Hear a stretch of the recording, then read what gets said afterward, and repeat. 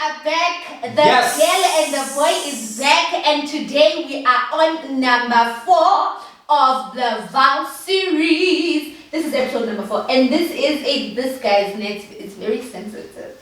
Yes. Yes, ladies and gentlemen, welcome. Don't forget to subscribe. Come on, turn on your notifications. Comment. Have you enjoyed the 3 episodes so far that we have done? What do you think about it? Let's hear your thoughts. What is your understanding of these vows that people make on the wedding day? And you can't watch without subscribing. Come on, guys. Guys. Why would you be that kind of a person? Be part of us. Do you know that to subscribe, guys? Do you know that to subscribe, you just need to click. You just go like click, and the button there, and that's notification bell. Ding, but anyway, I know that zero rand. We are talking to great people who are definitely going to be able to subscribe, because we are still coming with more of these episodes, and you just can't afford to miss them. You can't afford. Today we are talking about part 4 of the vows that you make to yourself before you take vows towards your partner. And number 4 is in sickness and in health. Can I just say, guys, this guy has been tested on that. All right. I've not experienced it that much. You know, he's not really been. He's been health. So I've experienced the health part, but he has experienced the sickness part. And you know, in that time, he just became such a strong person for me, guys. You know. Give me a trophy. You are so sweet, guys. I've been struggling with this. I'm gonna talk about my other videos, but he was able to be there to support me. So let us hear what he experienced and how it was for him. I think more than anything, my love, I think what we need to understand is, before you even take this vow, we must be able to understand what we are getting ourselves into. What really helps with these vows is what happens to your mind, what happens to your emotions, what happens to your spirit before you go to the altar. It is very important, because unfortunately most of us make all these vows. I'll be with you in sickness and in health, and you have really not thought through it. You've not thought through it. You have not understood what it really means to have a person sick, who cannot bath themselves, who cannot take themselves to the toilet, who cannot, do the basic things. They can't, you understand? Meaning, at that particular moment, not only are you the helper that was supposed to help you, now you are supposed to help yourself and to help the helper. We must be able to understand this kind of vows. And when you are saying, I am taking the tempest of faith in sickness and in health, at that particular moment, you need to know that anything can happen. You are not the giver of life. We are not. You see, when you're talking about to love and to comfort, you know that is your duty. Your duty is to be able to love. And you make a decision to say, I will love this person, I will honor this person, I will comfort this person. But when it comes to health, you really don't have a choice. You are not the one who, it's not, you don't have an injection that you can inject a person and say, when you always be health. And I think more than anything, we should understand that even beyond just being physically sick, I mean, there are other sicknesses like mental health, guys. You know, this is a real thing that we talk about. How my husband and I actually struggled through that, and how he was able to support me. You know, I want him to share how it was for him, because I was mentally sick and I also got physically sick. How was it for you? It was hectic. It was very hectic. I think to start with the mental health part. Remember, I think after dating, when dating, that wasn't that much. The manifestations of that disease wasn't that much. And it only manifested so much in our first year of marriage. And at that particular moment, this is where a man is supposed to be enjoying the favor. He who finds a wife obtains favor from the Lord. And guess how favor comes? In mental health. And now this is, and mental health is so complex, because my woman is not a moody person. And those, I've never really experienced a place where she was moody. No, it was just a negative tension. Very negative tension that makes your entire work ethic challenged. interfered with. You cannot be productive, and yet here you are as a man. You must be able to lead. But how do you lead a person who's not there?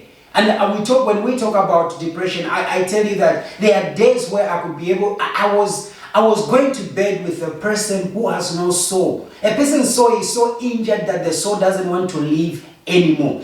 And at that particular moment, you begin to question yourself. You know, as a man, I think you remember in one of the episodes we're talking about where we men have this instinct within us where we just want to bring solution. And so the first thing I wanted to do was try to heal that mental illness.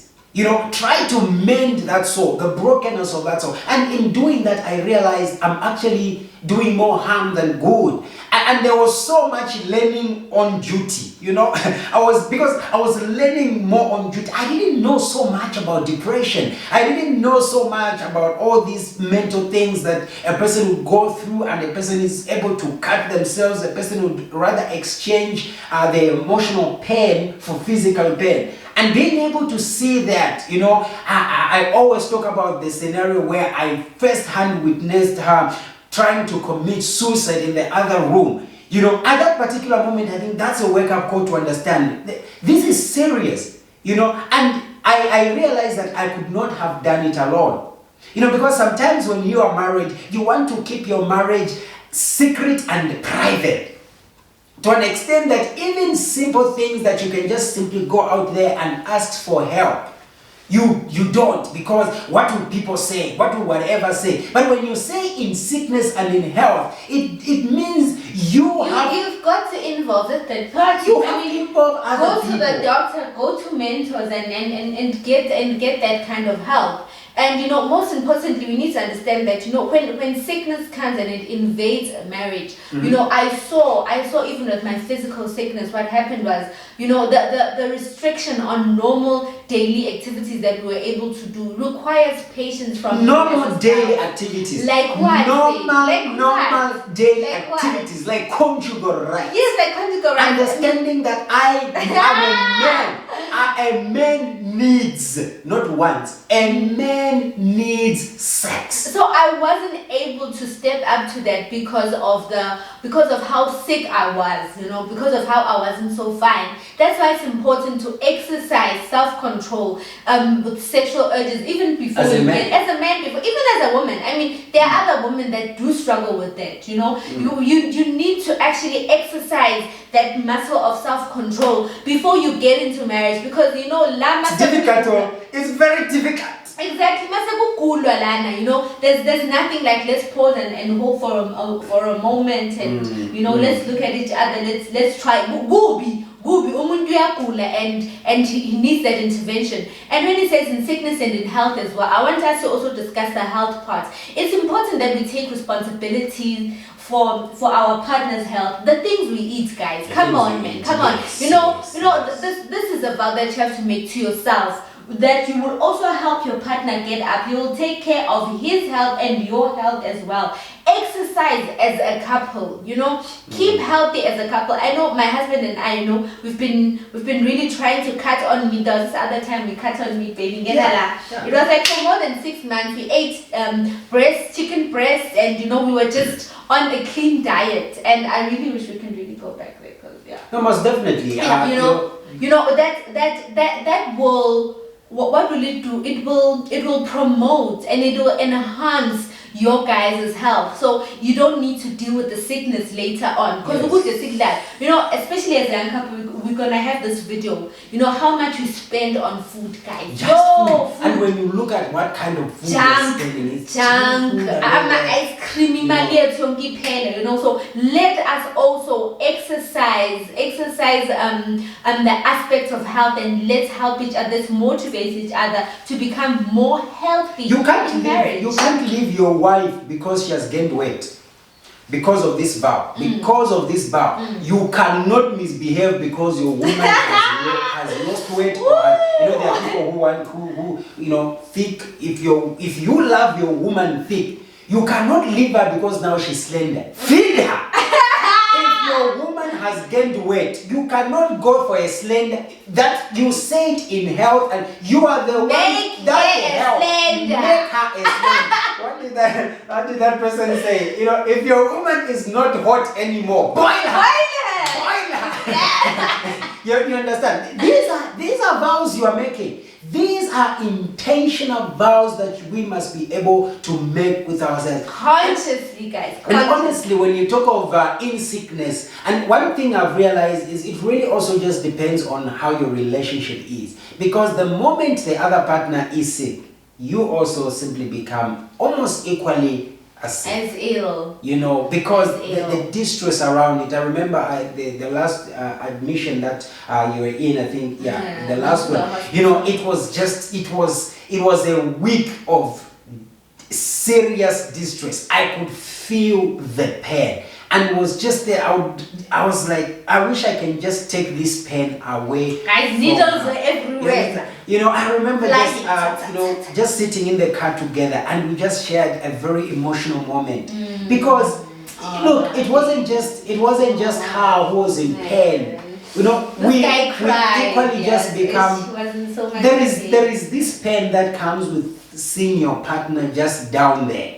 You know, I don't know how people manage when their partners are sick for so long and all those kind of things. But when you take on this vow, ensure that when you are doing that, know that you are doing it for yourself also. When I'm weak, be strong for me. When you are weak, I will be strong for you. Because, you know, God put you together for a reason, you know. Guys, sometimes it's not easy to relate with anybody else once you get deep into marriage, except for your partner. So your partner knows your deepest pain, your deepest hurts. So it's important that you also trust him with your body, trust him with things. Yes, baby.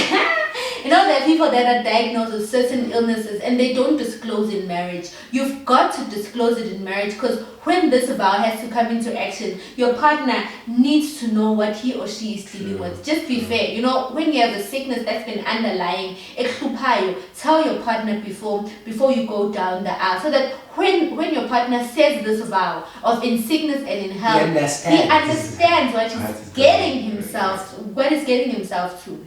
So guys, baby, anything else? Nothing else for now.